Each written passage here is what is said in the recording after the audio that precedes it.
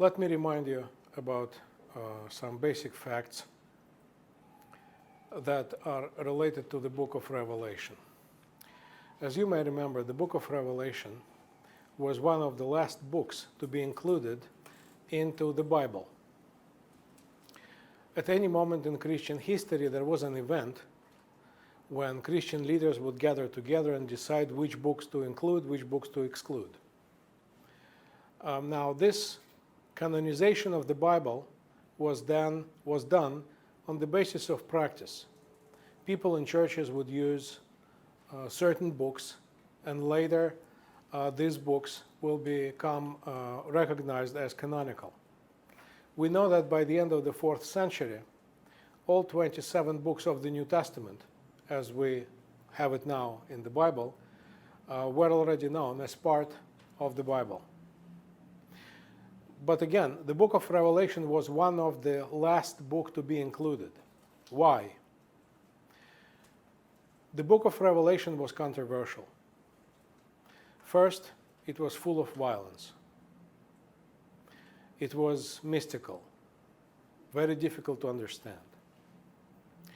And most importantly, the book of Revelation portrays Jesus in a very different light from the Gospels. In the Gospels, Jesus is a peaceful being who is conquering death by his own sacrifice, and he's resurrected. So in the Gospels, Jesus is teaching about universal love. But in the book of Revelation, Jesus sends this message, which seems to be very violent. And the ultimate victory of goodness is achieved by fighting evil to death. So that seems to be a contradiction. And that may have been one of the reasons why Revelation was so controversial. It was so controversial that even after being included in the Bible, the portions from the book were not used in Christian services in the churches. Only in the 7th century, after the Christian council in the city of Toledo, nowadays Spain, that the book of Revelation started to be used in church services. And the decision of the council, 7th century Council of Toledo, stated, among other things, that whoever rejects or is against this decision will be excommunicated.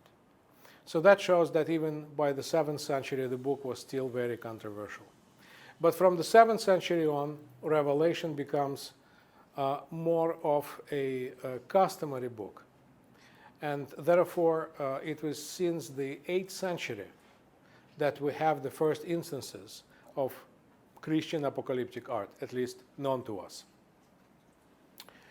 So we will examine Christian apocalyptic art through the centuries, but remember that during those, 1200, 1300 years, the peak, the acme of interest toward apocalypticism in Christianity was in the 8th century, in High Middle Ages, and in the 20th century. Some scholars say that there were 3 waves of Christian apocalyptic art.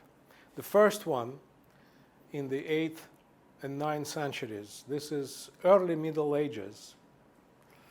And the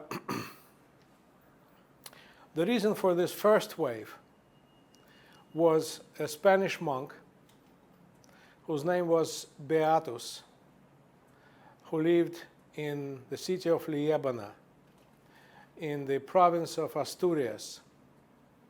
Beatus of Liébana compiled a book of references from Revelation. And he did some kind of compilation in which he would take some portions from Revelation and add to those portions from Revelation some explanations and interpretations by the fathers of the church. Now, back in those days, books were illuminated. What is illumination of the book? Illumination is basically a spiritual illustration. So illumination is a spiritual illustration.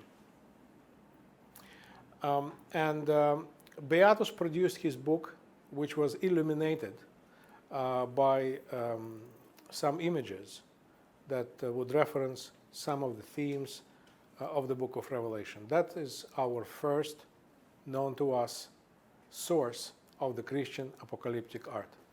So in my slide presentation, I will show you some of those images because 26 copies of this illuminated book are still in existence.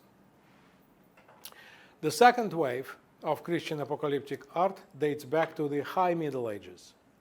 By High Middle Ages, people nowadays mean the time period between, roughly, between the 11th through the 13th century in Europe. That was a very turbulent time. It was the time of the plagues, of the wars, crusades, of the Inquisition. And as you remember, apocalyptic art and apocalypticism as a genre of literature in general flourishes in times of such crisis. So the second wave, 11th, 12th, 13th century, I will be showing some examples of this wave. But it does not mean that apocalyptic art completely disappears during the Renaissance. I will be showing some examples of apocalyptic art made during the Renaissance. Then I will be showing also some modern examples. By modern art, I mean art from the 18th century through our time, 18th, 19th, 20th century, at least.